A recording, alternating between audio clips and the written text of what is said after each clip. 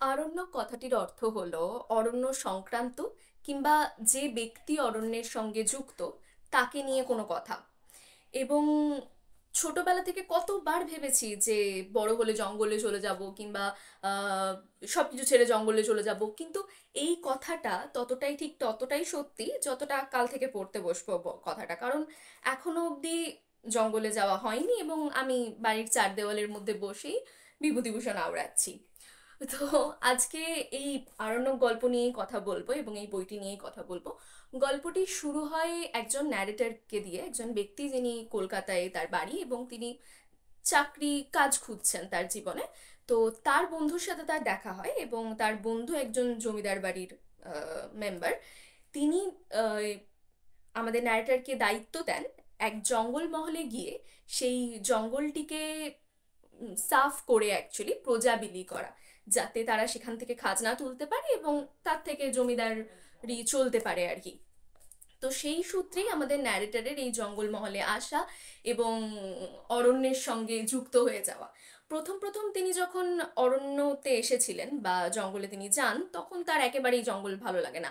কারণ কলকাতার ছেলে, না দেখতে পাচ্ছে থিয়েটার, না দেখতে পাচ্ছে সিনেমা, না বেড়াতে পারছে বন্ধুদের সাথে, ঘোড়ায় করে ঘুরতে হচ্ছে, নীরবতা চারিদিক, তার একদম ভালো লাগে না। কিন্তু আস্তে আস্তে যত গল্প এগোয় এবং দ্য স্টোরি আনফোল্ডস ইটসেলফ, তো ততক্ষণে ন্যারেটর জঙ্গলকে ভালোবেসে ফেলেছেন, প্রেমে পড়ে গেছেন। এবং ন্যারেটর এক জায়গায় বলছেন গল্পে যে উম, প্রকৃতি খুব হিংসুটে, অভিমানী প্রেমিকার মতো। যতক্ষণ তুমি তাতে সম্পূর্ণ মনোনিবেশ করছো, তাকে তোমার পুরো মন সঁপে দিচ্ছ, ততক্ষণ সে তোমাকে নিজের আসল মাধুর্য কিংবা নিজের যে জাদু, যে ম্যাজিক, সেটা দেখাবে না। যখন তুমি তাকে সম্পূর্ণ নিজেকে সঁপছো, তখন সে তোমার কাছে তুলে ধরবে আসল মাধুর্য। একটু অন্যমনস্ক হয়েছো কি, প্রকৃতি কিন্তু তোমাকে ফাঁকি দিয়ে চলে যাবে।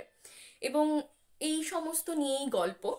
আর আমি জানি আমরা অনেকেই জঙ্গলে যেতে চাই কিংবা পাহাড় জঙ্গল এইসব পছন্দ করি, কিন্তু আমি জানি কাজের সূত্রে হয়ে ওঠে না, আমারও হয় না।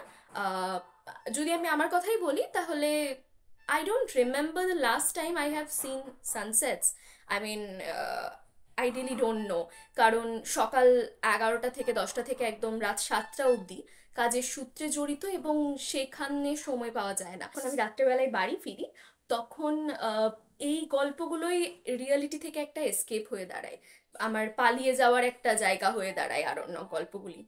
এবার আসি লেখনীতে। এবং বিভূতিভূষণ বন্দ্যোপাধ্যায়ের লেখনী নিয়ে যদি আমি কোনো কথা বলি তাহলে সেটা আস্পর্ধা হবে, এবং এত আস্পর্ধা আমার নেই। তবে হ্যাঁ, এটুকু বলবো যে যদি আপনি প্রকৃতিকে জানতে চান, বুঝতে চান, তাহলে আপনাকে বিভূতিভূষণ পড়তে হবে। কারণ আমার মনে হয় না যে বিভূতিভূষণ বন্দ্যোপাধ্যায়ের থেকে বেশি ভালোভাবে প্রকৃতিকে কেউ বর্ণনা করেছে। কারণ disagree if I'm wrong and agree if you think that I'm saying the right thing। কারণ সেটা পথের পাঁচালী হোক, সেটা মানে চাঁদের পাহাড় হোক কিংবা আরণ্যক হোক, আমার মনে হয় প্রকৃতি নানাভাবে, নানা রূপে ধরা দিয়েছে তার লেখনীতে। সেটা পথের পাঁচালীর গ্রাম বাংলার একদম মায়ের মূর্তি হোক, যেখানটাতে একদম শীতল শান্ত প্রকৃতি, সেটা চাঁদের পাহাড়ের মতো আফ্রিকার সেই ভয়ঙ্কর রূপ হোক, কিংবা আরণ্যক, যেখানে প্রকৃতিকে খুব কাছে থেকে ন্যারেটরের সাথে আমরাও দেখতে পাবো। সবভাবে বিভূতিভূষণের লেখা সর্বসেরা আমার মতে। এবং আপনি যদি খুব শহুরে হন এবং আপনাকে জঙ্গলকে দূর থেকে জানতে ইচ্ছা করে বইয়ের সূত্রে, তাহলে অবশ্যই অবশ্যই Bibhutibhushan is a must must must choice. এরপর আসি গল্পের চরিত্রগুলিতে। গল্পের চরিত্র সম্পর্কে আমি বেশি বলবো না, নাম নিয়ে তো একদমই না, আপনাকে পড়তে হবে তার জন্য বইটা। শুধু এটুকু বলবো যে যতবার আমি আরণ্যক পড়েছি, আমার মানুষকে বিশ্বাস করতে ইচ্ছে করেছে। আমার মনে হয়েছে যে পৃথিবীতে বিভিন্ন রকম মানুষ আছে এবং তাদের সবার ধরন ধারণ, তাদের কথাবার্তা থেকে শুরু করে তাদের কালচার, তাদের খাদ্যাভ্যাস, সব কিছু আলাদা। এবং আহ, আরণ্যকেও আমরা বিভিন্ন রকম মানুষ পাবো, বিভিন্ন কালচার দেখতে পাবো। এবং সেই সব কিছুর সাথে বিভূতিভূষণের সাথে আমরাও একাত্ম হয়ে যাব।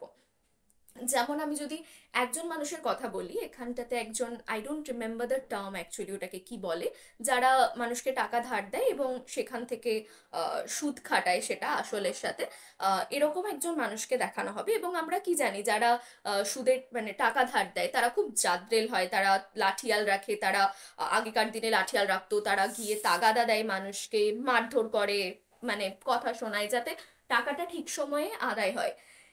কিন্তু এখানটাতে এমন একজন মানুষকে দেখানো হয়েছে যিনি এইরকম টাকা ধার দিয়ে থাকেন এবং সুদ খাটান এবং তার তাতেই চলে, কিন্তু তিনি তাগাদা দিতে পারেন না। তিনি কথা বলতে পারেন না সামনে গিয়ে, তিনি বলতে পারেন না যে আমার টাকাটা ফেরত দাও। তিনি এতটাই ভদ্র এবং এতটাই নম্র। আর এই কারণেই তার বেশিরভাগ টাকা, দলিল সব মানে নষ্ট হয়ে যায়, কারণ সময়ে সেগুলো দেখানো হয়নি বা সময়ে কিছু করা হয়নি বলে সেই কাগজগুলো সব মানে টাকাগুলো জলে গেছে বেসিক্যালি। কিন্তু তারপরও তিনি ভালোই আছেন, মানে তার এটা নিয়ে আক্ষেপও নেই যে, তিনি শুধু এটাই বলছেন যে সবাই তো আর টাকাগুলো মানে খেয়ে নেয় না, সবাই ফেরত দেয়, অনেকেই ফেরত দেয়, না হলে কি করে চলছে বলুন, এখনো তো সূর্যচন্দ্র উঠছে পৃথিবীতে। তো এইরকম সরল সাধাসিধে মানুষ দেখানো হয়েছে। এবং আরণ্যকে শুধু সরল সিধে না, জাদ্রেল মানুষও আছে, যখন সেটা বইটা পড়লে বুঝতে পারবে। এবং আমরা গ্রাম বাংলার দারিদ্র তখনকার দিনে কি বুঝি, যে মানুষ দুবেলা দুমুঠো খেতে পারছে কিন্তু ভালো মন্দ জুটছে না, এদিকেই দারিদ্র হিসেবে চিনি। বিভূতিভূষণ বন্দ্যোপাধ্যায়ের এই গল্পে আমরা দেখতে পারবো দারিদ্রের আর এক রূপ, যেখানে হয়তো একবেলা বা এক মুঠো ভাত খাওয়াটাকেও আভিজাত্যের পরিচয় বলে মানা হয় এবং সেটিকে ভোজ রূপে সেলিব্রেট করা হয়। তাই আমি বলবো যে সব রকম ভাবে আরণ্যক আমার ভীষণ কাছের একটি গল্প, এবং I would definitely appreciate if you buy it, and if you have already read it, please comment down below. I will definitely check that out and let's have a chat regarding that. Also, যদি আপনি বই পড়তে ভালোবাসেন কিংবা বই পড়তে চান কিন্তু বুঝতে পারছেন না যে কোন বইটি পড়া উচিত, কোন বইটা কেমন, তাহলে this is your channel, you must subscribe it, okay? So like it, share it, and comment if you like the video, and comment if you really want to know the reviews of other books as well. এই চ্যানেলটি মূলত গল্প নিয়ে, বই নিয়ে, এবং I have an announcement, audio stories are coming soon. So আপনি যদি এগুলোর মধ্যে কোনোটি ভালোবেসে থাকেন তাহলে অবশ্যই অবশ্যই সাবস্ক্রাইব করুন এবং hit the like button so you will be notified every time I'm on YouTube. And also, I will see you in the next video. Until then, stay in books. Tata.